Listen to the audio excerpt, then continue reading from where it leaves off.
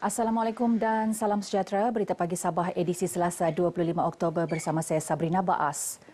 Gabungan Rakyat Sabah dan Barisan Nasional GRSBN telah memuktamadkan pembahagian kerusi untuk pilihan raya umum ke-15 PRU15.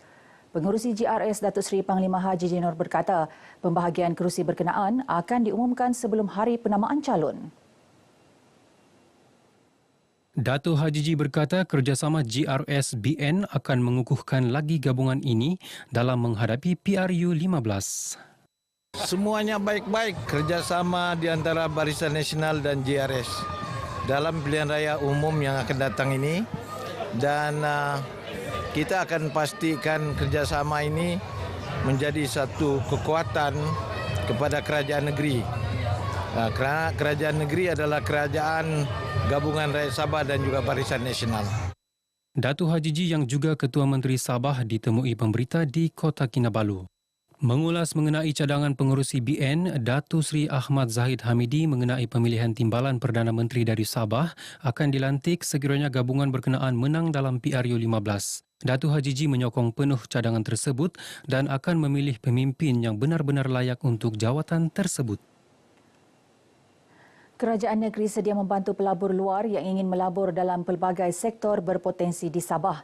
Timbalan Ketua Menteri yang juga Menteri Pembangunan Perindustrian, Datuk Seri Panglima Dr. Joakim Gunsalam berkata, usaha itu dilakukan dengan membentuk pasukan petugas diketuai Setiausaha Tetap Kementerian Pembangunan dan Perindustrian bagi memudahkan kemasukan pelabur ke negeri ini.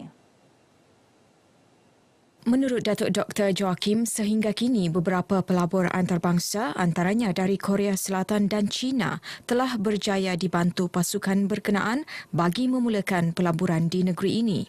Beliau berucap merasmikan Majlis Makan Malam Gala CEO Asia Pacific Top Excellence Brand Committee APC di Kota Kinabalu yang dihadiri lebih 600 ahli APC termasuk 37 delegasi dari luar Sabah. APC merupakan platform perniagaan antarabangsa yang ditubuhkan Sekretariat Negara-Negara Asia Pasifik sejak tahun 2000 bertujuan membantu syarikat tempatan mengembangkan perusahaan sekaligus mewujudkan jenama antarabangsa. Beralih ke perkembangan semasa COVID-19, Sabah merekodkan 117 jangkitan baru semalam, pertambahan 16 kes berbanding hari sebelumnya.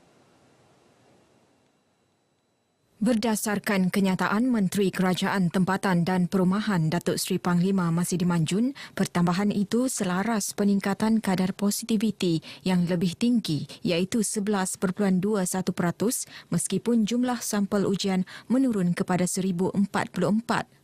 Kota Kinabalu mencatatkan peningkatan jumlah jangkitan baharu yang tinggi dengan 72 kes daripada keseluruhan kes. Sandakan turut merekodkan kes 2 angka dengan 11 kes, sementara 14 daerah tidak merekodkan sebarang kes baharu. Sejumlah 117 kes adalah dalam kategori 1 dan 2. Dalam pada itu, bilangan pesakit sembuh ialah 142 manakala 211 pesakit sedang menerima rawatan di hospital. Bilangan pesakit yang memerlukan penjagaan kritikal ialah 9 orang dan 3 lagi memerlukan alat bantuan pernafasan. Tiada kematian direkodkan. Sementara itu, sehingga kini 12 daerah berada dalam zon kuning, 4 daerah dalam zon jingga dan 11 daerah dalam zon merah. Bersama kita bangkit, bersama kita pulih. Kita lindung diri, lindung keluarga. Terapkan nilai-nilai murni. Kebersamaan, berkasih sayang, bantu-membantu dan hormat-menghormati antara satu sama lain. Itulah kekuatan kita, keluarga Malaysia. Keluarga Malaysia. Bersama kita mencari titik persamaan, raikan kemenangan bersama. Hargai perpaduan, raikan perbezaan agama dan budaya. Kita kan keluarga Malaysia. Keluarga Malaysia. Kami berbilang kaum, ada Kadazan, ada Bajau, ada Murut, ada Tidung, ada Suluk, ada Rungus. Dan banyak lagi etnik lain di sini.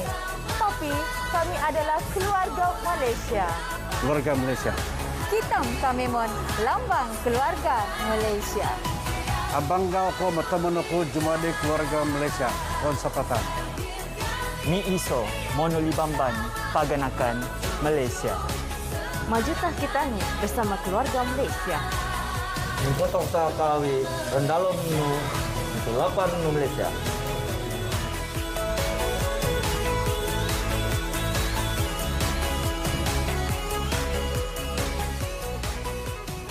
Dewan Perniagaan Malaysia Cina Cawangan Sabah MCCC terus komited membantu kerajaan negeri dalam memastikan lebih banyak usahawan dan pelabur berpotensi berminat untuk menjalin kerjasama dinamik dalam pelbagai bidang pelaburan di negeri ini.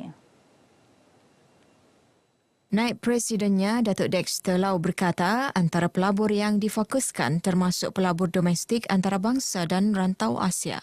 It's also to provide an opportunity for people to learn that what are the success stories. At the same time, we also need to learn from them.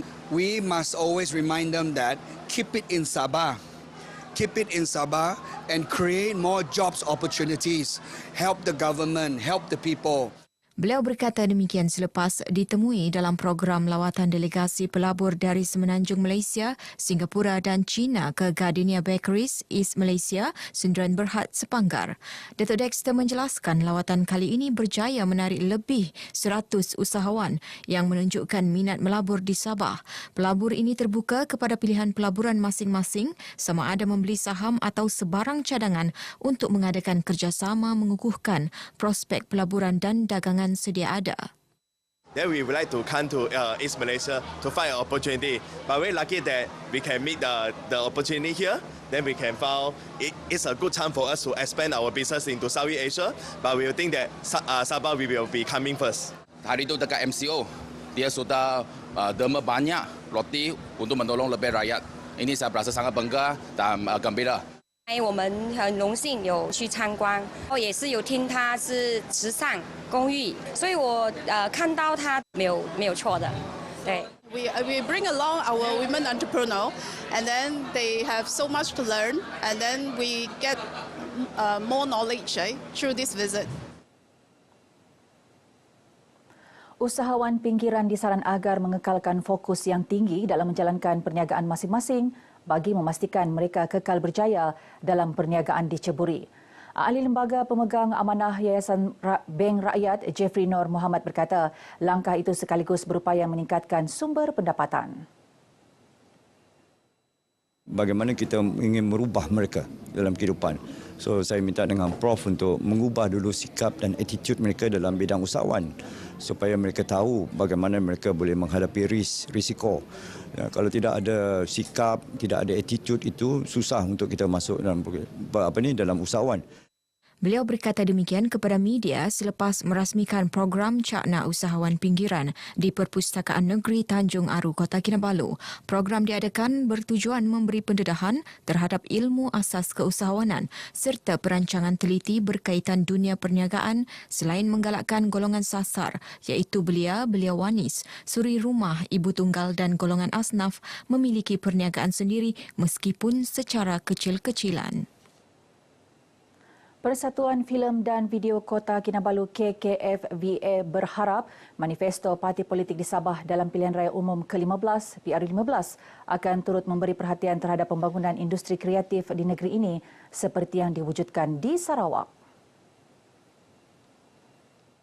Presiden KKFVA Chester Pang berkata sudah sampai masanya parti politik yang bakal menerajui kepimpinan negara memberi perhatian kepada pembangunan industri kandungan digital seperti perfilman di Sabah kerana industri ini turut menyediakan peluang pekerjaan dan mempromosi Sabah. Jelasnya dalam satu kenyataan, industri ini semakin rancak dan bermula dari tahun 2020 sehingga penghujung tahun ini 8 filem dihasilkan oleh penerbit tempatan Sabah. 3 daripadanya telah ditayangkan di pawagam seluruh negara, manakala 5 lagi akan ditayangkan pada penghujung atau awal tahun hadapan.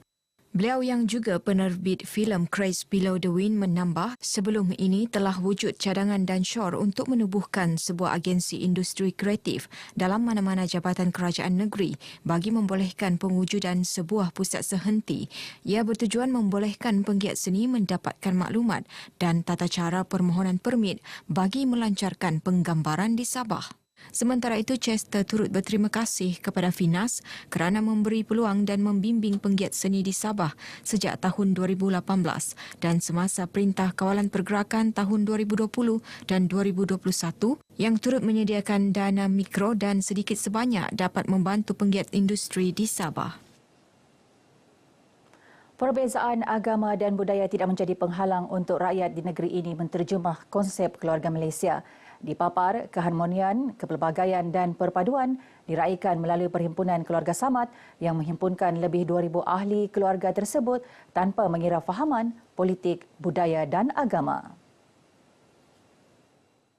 Berucap dalam program tersebut di Dewan SMK Pengalat Papar, Pengarah Yayasan Sabah, Datuk Ghulam Haidar Khan Bahadar yang juga Adun Kawang berkata, program julung kali ini mencapai objektifnya apabila berjaya menjejaki ahli keluarga Samad yang telah lama terpisah disebabkan keadaan kehidupan masing-masing.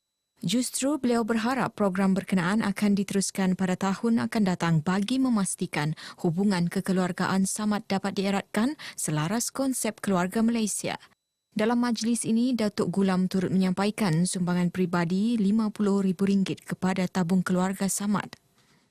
Ini juga satu gambaran satu keluarga Malaysia. Memang keluarga Malaysia. Kita lihat di sini hari ini ada yang bertudung, ada yang tupai haji, ada yang semualah berbilang bangsa yang ada di sini. Walaupun dari keturunan awal itu memang dari dulu memang tidak dapat dinafikan bahwa orang Kadazan, orang Cina, kawin Muslim. Daripada Poto kami pergi Tabai, Kaliki, kemudian Belandung dan Jambul lah.